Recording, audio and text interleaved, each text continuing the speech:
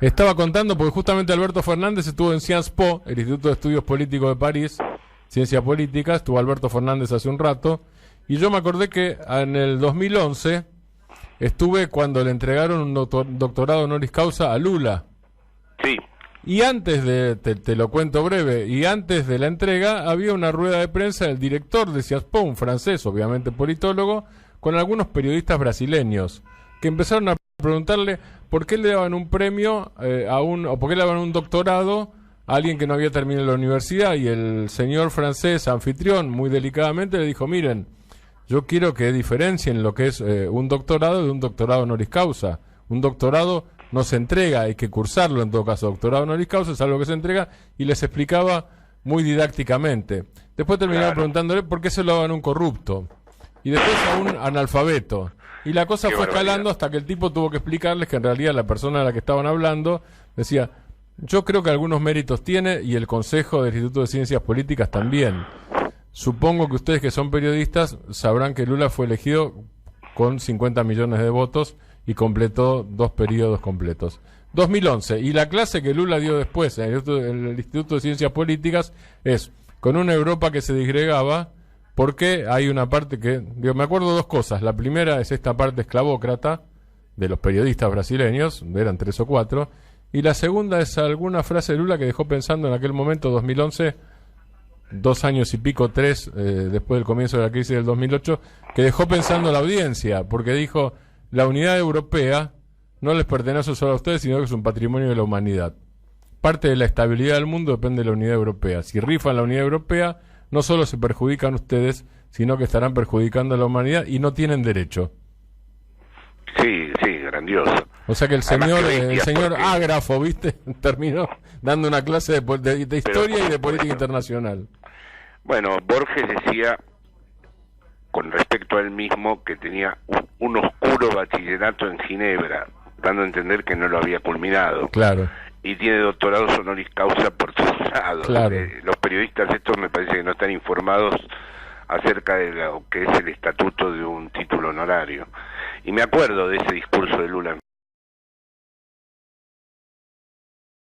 Francia, sí, excepcional como muchos de sus discursos. Impresionante fue ese discurso. Yo te aseguro que, ya no los periodistas, pero los estudiantes de ciencia política, yo asistí, me puse entre público a propósito, además, no en primera fila donde uno se podía poner como periodista. Qué suerte, estuviste ahí. Sí, impresionante. Y ver la reacción de los pibes y las pibas, digo, escuchando a Lula hablando de... era un personaje, obviamente, pero resulta que el personaje terminó hablando no solo de Brasil, sino de historia y política europea.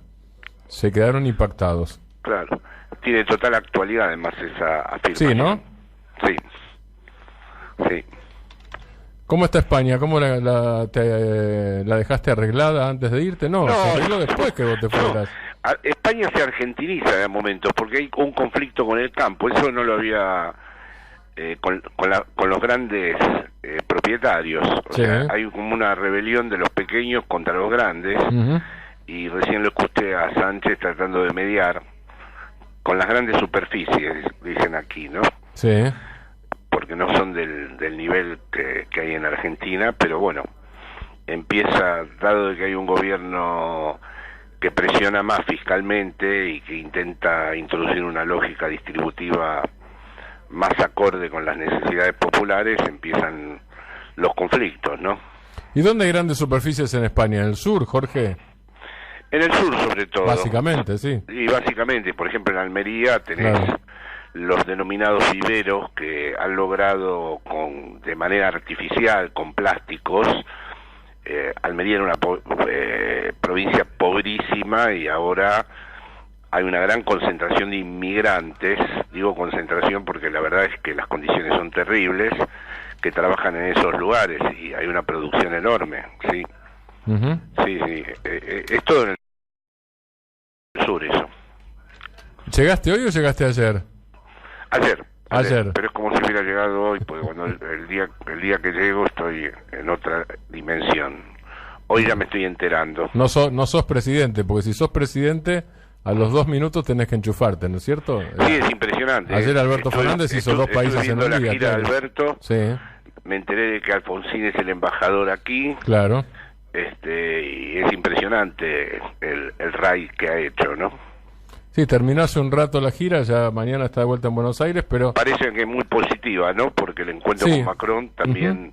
tal cual. Que Macron se haya comprometido, al menos verbalmente, me parece que tiene su relativa importancia.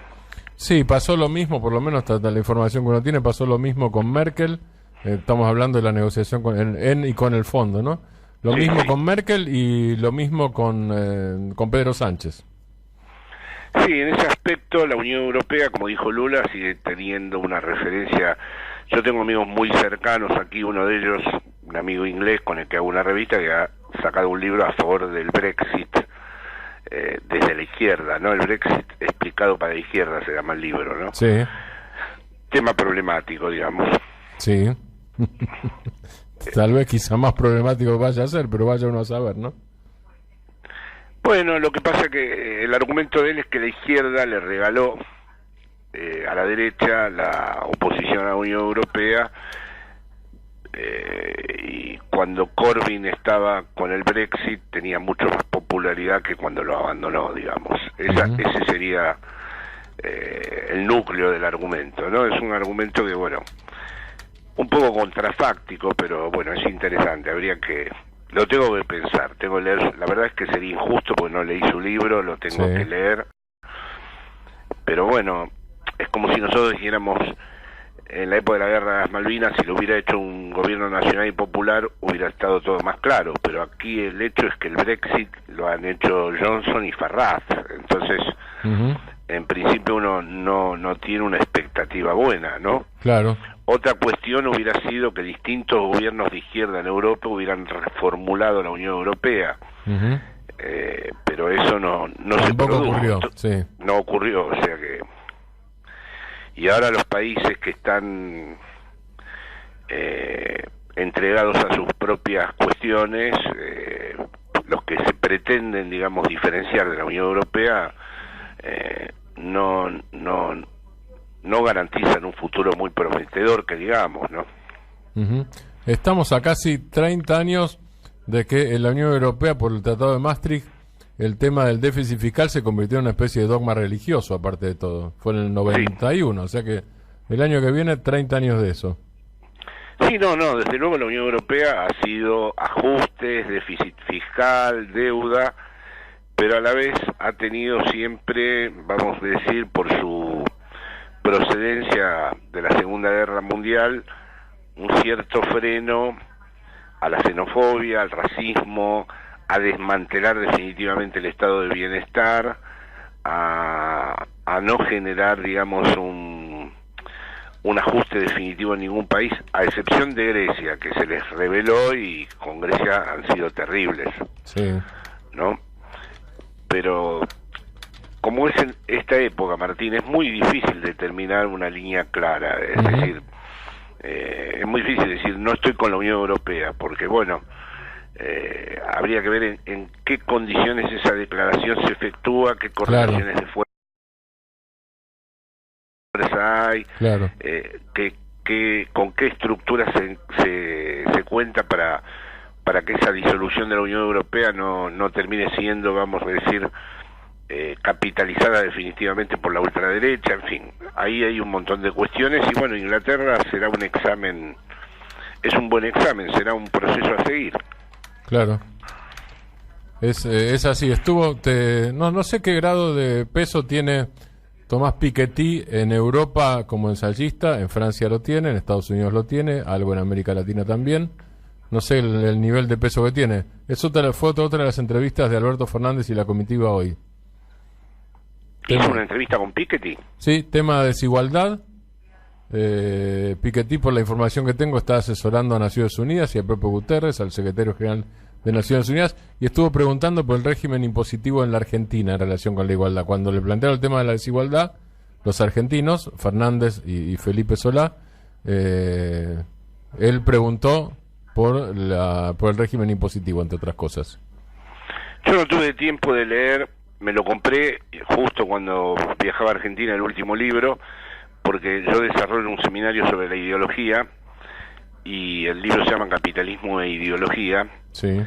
Y bueno, sobre ideología, la verdad es que no formula nada, es un tema muy espinoso, porque fue abandonado hace muchos años atrás, y hay que reconstruir una larga secuencia teórica de todo lo que fue el marxismo occidental para volver a pensar la ideología, y sobre todo para pensar, por lo menos lo que a mí me interesa, las raíces no conscientes o las raíces inconscientes de la ideología, que es, digamos, mi tema.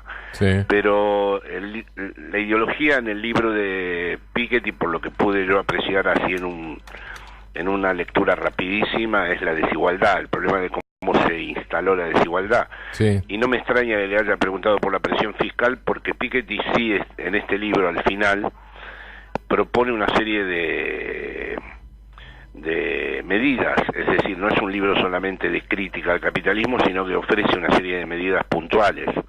Lo que pasa es que tampoco desarrolla qué tipo de construcción política sería el adecuado para ejercerlas, porque llega a hablar de una presión fiscal del 90% para las grandes fortunas, o de una renta básica universal, que es un tema con el que viene insistiendo hace tiempo, ¿no? Él es un bestseller, es una figura de referencia, tengo entendido que hasta el Papa Francisco ha leído su libro anterior, y bueno, habrá que ver hasta dónde influye esto, porque claro, lo que ha sido muy inteligente, me parece a mí, es no presentándose como un marxista radical, claro, que quiere llevar adelante un proyecto revolucionario, sino un proyecto de sustentabilidad del mundo, ¿no? Y entonces este último libro es muy exhaustivo sobre todos los datos económicos, incluidos los de Latinoamérica. Es que Piketty es bueno buscando datos y exponiéndolos, es serio con los datos. Sí, en esto es ejemplar. Lo cual es una rareza, ¿no? Sí, en esto sí es un libro que renuncia más a la interpretación teórica, pero es muy exhaustivo desde el punto de vista de los datos, de las realidades materiales concretas de cada lugar. Y claro, no me extraña que haya preguntado por la presión fiscal en Argentina. Sí, directamente pregunto eso. Hablaron, no sé si alguno de los visitantes había leído el libro, no creo que... Tengo el libro y no lo leí, o sea, dudo de que presidente y canciller hayan tenido tiempo de leer ese libro que tiene unas 1500 páginas. No, lo que pasa es que las medidas fiscales que podría llegar a proponer Piketty para Argentina, si Piketty no conoce el terrible entramado político de Argentina y la manera en que yo lo veo muy lejos, sinceramente, porque las medidas que él propone ni siquiera Europa las puede asumir, no sé. Europa, que tiene, digamos, una presión fiscal muy regularizada y bastante atenta, ¿no? Entonces no sé él cómo... Pero bueno, no vendría mal que Piketty se sumara, porque va a estar del lado nuestro con respecto a todos los temas del endeudamiento, el tema de los fondos buitres, el tema de la moneda dólar. Ahí, en eso es contundente el tipo. Vos, trabajando el tema de la ideología, te lo voy a preguntar mal, porque después vas a decir, depende de cómo se define ideología. ¿La Argentina es un país muy ideológico? Lo es, y ofrece un campo de experiencia teórica, práctica bastante interesante, porque te lo resumo rápidamente, Martín, dentro de lo que nuestros oyentes nos permiten, ¿no? Dale. Hay una larga tradición que desprende la ideología de los intereses objetivos, ¿no? La ideología sería la respuesta que uno tiene en el modo de representarse al mundo, su vida, su relación con los otros, de acuerdo a qué posición tiene objetivamente en las relaciones sociales de producción. Esto está desde Marx en adelante, matizado de mil maneras, pero te estoy dando una definición muy básica. La ideología depende del lugar en el que estés en el aparato productivo. Bueno, esto se ha roto. Estos intereses objetivos no tienen una necesaria relación con tu ideología, ¿no? Porque si fuera así, por ejemplo, no hubiera habido un 40% de votantes de Macri, ¿no? Claro. Si la ideología respondiera a la relación que uno tiene con el aparato de producción o con el modo en que ese aparato productivo reproduce sus propias relaciones, porque la ideología cumpliría esa función, reproducir las relaciones sociales de producción, bueno, el 40% sería inexplicable, ¿no? Entonces parece ser que la ideología se ha hecho como autónoma, que no es una autonomía relativa, porque no se puede desvincular del todo, pero no hay una relación causa y efecto entre los intereses objetivos y la ideología, si no, no explicaríamos el 40%.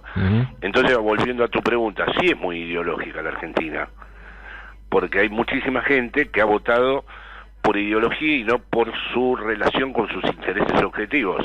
Sí. Es ideología en ese aspecto, aunque su ideología sea confusa o no sea claramente transmisible, o que participe de una nebulosa entre mediática, historias sedimentadas, antiperonismo, bueno, como quieras conjugar los distintos factores que intervinieron. Pero sí es bastante ideológica en el sentido de la autonomía que ha tenido con respecto a los intereses objetivos. Desde el punto de vista de los intereses objetivos, el saldo que ha dejado la administración de Macri daría para que no junte ni el 2%. Sí. Si ha juntado el 40%, quiere decir que a ese campo de representaciones de lo político, de lo social, que llamamos ideología, parece tener una autonomía bastante grande con respecto a lo que se denominaba tradicionalmente intereses objetivos. Bien. ¿Y en la Argentina está especialmente escindido o esa decisión entre la ideología y los intereses objetivos es un fenómeno universal hoy? No, es un fenómeno universal, es universal. Con variaciones muy distintas, pero por ejemplo, suponte, el Brexit mismo no está muy claro que sea favorable económicamente, su cliente fundamental es la Unión Europea. La independencia de Cataluña no está en absoluto claro que a los intereses objetivos esto le favorezca. Los grupos de ultraderecha, no es en absoluto evidente que crecen, ¿no? Estos grupos de ultraderecha. No es absolutamente, para nada evidente que esos grupos de ultraderecha vayan a beneficiar a los sectores que tienen en su base social, ¿no? Así que no, yo te diría que el fenómeno, después hay que distinguir cada lugar, discriminar muy bien los matices, pero parece ser que estamos viviendo un tiempo histórico donde la ideología tiene una autonomía bastante grande con respecto a los intereses objetivos. Eso no quiere decir que esté totalmente separada, porque si no, entonces se transforma en un relato la ideología, como se suele decir vulgarmente, el relato. Pero no es así, porque uno, si quiere organizar un proyecto transformador, no comienza con las oligarquías, se dirige a los sectores populares. Sí.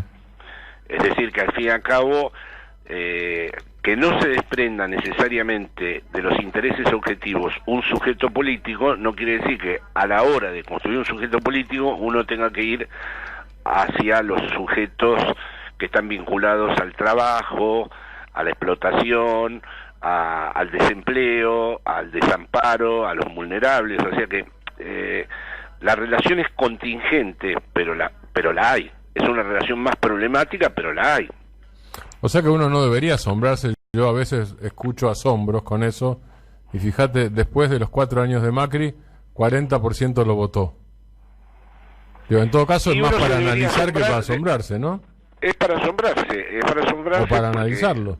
Para analizarlo porque muestra que hay, como utilizo esta expresión de Marx, hay un macizo ideológico de gente que cualquiera que sea el dato de la realidad que uno le presente es inconmovible y solo lee aquello que le confirma su macizo ideológico, y eso no cambia. Es decir, hay una especie de inercia, podríamos decir. La ideología es siempre muy inerte, ¿no? Entonces podemos vos y yo hacer 20.000 programas juntos a partir de hoy sobre este tema, que no tenemos en absoluto asegurado que aquel al que nos interesa cambiar, no las personas que están muy interesadas en escuchar a Martín Granowski, o lo que Martín le pueda preguntar a Jorge. Bueno, por ahí colaboramos un poco, pero es muy difícil conmover, hacer algún agujero en ese macizo ideológico, porque está construido de una manera con piezas muy heterogéneas y muy complejas. ¿Y las piezas se pueden definir como emocionales o eso es demasiado cortito? No, se pueden definir, entre otras cosas, como emocionales, sí. Emocionales, yo lo problematizaría más el término, pero entiendo, para no entrar ahora a nuestros oyentes, por ejemplo, el odio entrega muchos más réditos que la llamada solidaridad, que es una abstracción, un imperativo moral. Sí. El odio, en cambio, tiene una inmediatez, da una satisfacción inmediata, no necesita rodeos, se dirige directamente a aquello a lo que se odia, y el odio, por ejemplo, sería un elemento que está funcionando también universalmente, según distintas variantes, que nutre estas ideologías que actualmente sostienen a los proyectos neoliberales. Uh-huh. Y eso, bueno, podría ser más que emocional, yo lo llamaría afectivo, y es muy rentable el odio, en el sentido de que es una satisfacción que produce un efecto inmediato, ¿no? Mientras que otro tipo de afectos exigen rodeos, ¿no? Sí. Entonces ahí tenemos un ejemplo. Después está bien usar esa palabra porque muestra que el nivel simbólico no es muy operativo, que uno puede presentar, supongamos, hacemos un libro de Piketty súper didáctico, Uh-huh. explicado como se hacían no sé si llegaste a ver vos, porque sos más joven, los libros de Marta Harnecker. Cuando yo era joven se terminaban vendiendo en los kioscos. Los conocí, sí. Sí, de manera simplificada se hacía como una especie de introducción al materialismo histórico, ¿no? Eso se hacía con la idea de hacerle llegar a los sectores populares una visión altuseriana, que era la de Marta Harnecker, pero digamos más didáctica, ¿no? Supongamos que hiciéramos esto con Piketty ahora, ¿no? Pero no tenemos garantías de que los patos no le estén hablando todo el tiempo a los patos. Sí. Y que los convencidos le estén hablando todo el tiempo a los convencidos. Sí. ¿No? Al menos lo que sí podemos hacer es que, como entre los convencidos ahora nos han surgido impacientes, disidentes, críticos, pero por lo menos sí nos conviene seguir estando atentos a este problema, porque incluso hay cosas para discutir entre nosotros, ¿no? Claro, y el nosotros ya no es una secta, digo, el nosotros en el caso argentino, si lo pones en términos de votos, es el nosotros que gobierna, o el nosotros que votó a quienes gobiernan, si querés. Claro, como en el nosotros que votó al que gobierna ya hay puntos de vista encontrados, vale la pena ese debate ideológico también, aunque no toquemos del todo al macizo ideológico, que algo se toca, porque por ejemplo, yo cuando voy a Buenos Aires, como viejo porteño ya no tengo tan presentes todas las estaciones de subte y todos los colectivos, y a veces subo bastante a los taxis y veo que el frente de los taxistas está un poco resquebrajado, que no es tan homogéneo como antes. Es decir, aparecen un montón de taxistas con los que uno puede compartir el punto de vista. Esto antes era impensable. Uh-huh. Yo me acuerdo que me dijo uno una vez que prefería pasar hambre antes que Cristina le contara que nevaba en Buenos Aires. ¿Y lo consiguió? Eso al principio de todo. Entonces, bueno, ahora se ven modulaciones distintas, ¿no? Uh-huh. ¿Tenés registro de un nivel de esperanza en la coalición española, en la nueva coalición española? Vos llegaste el día que Alberto Fernández llegaba y se iba de España, y 2 días después de la inauguración de las sesiones oficiales de presentación del nuevo gobierno en las Cortes.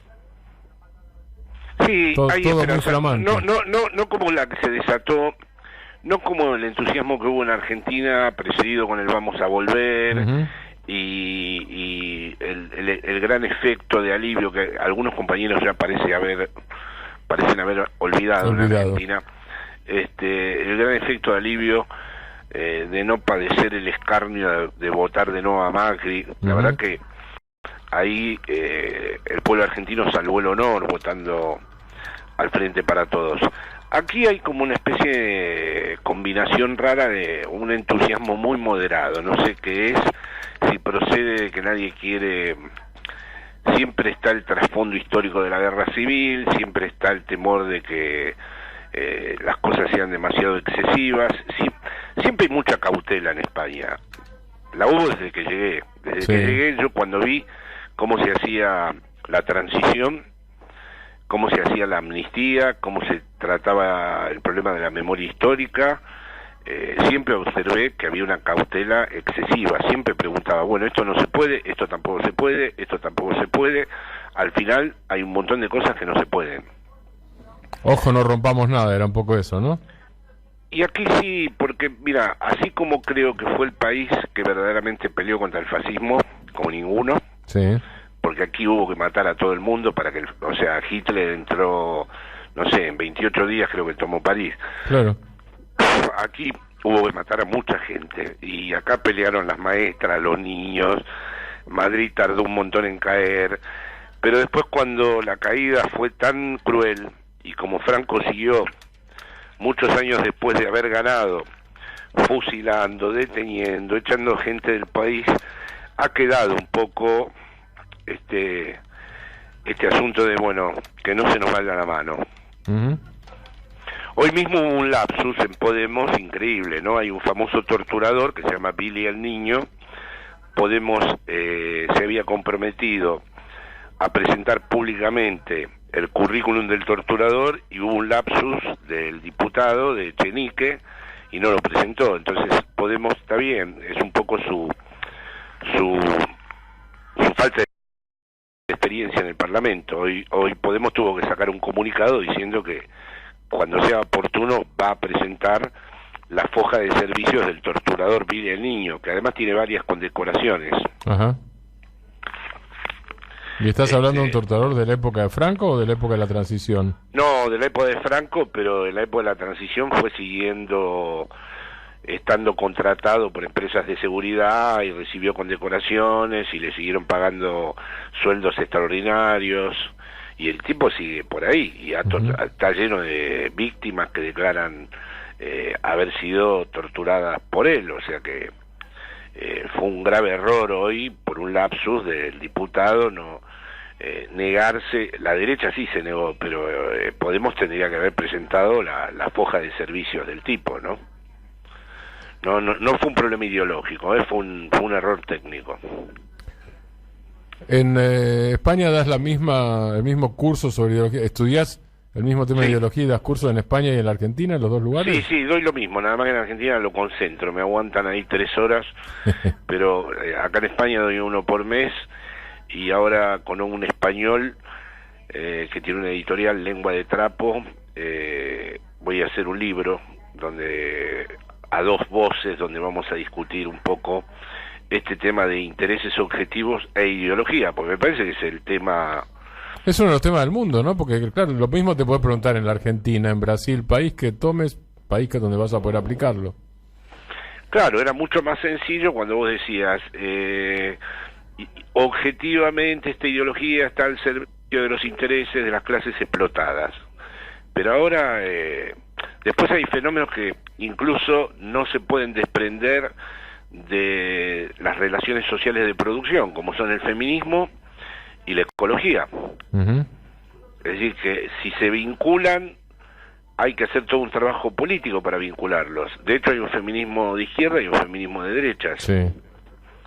Y de hecho, como hemos hablado en otras oportunidades, vos y yo, el progresismo mismo también ideológicamente está como fracturado, ¿no? El golpe de Bolivia fue el ejemplo más concreto de esta situación. Jorge, te mando un abrazo, te agradezco nuevamente. No, te agradezco. Un gusto hablar con vos y bueno, si andás por allá hablaremos, y si andás por acá también. No, voy a estar siempre infaltablemente para el 24 de marzo, o sea que ahí espero verte, Martín. Dale, abrazo grande. Bueno, un abrazo y espero el recorte vuestro, como siempre. Un abrazo. Como siempre lo tendrás, abrazo. Chao. Jorge Alemán, psicoanalista, esta vez desde Madrid, 1641.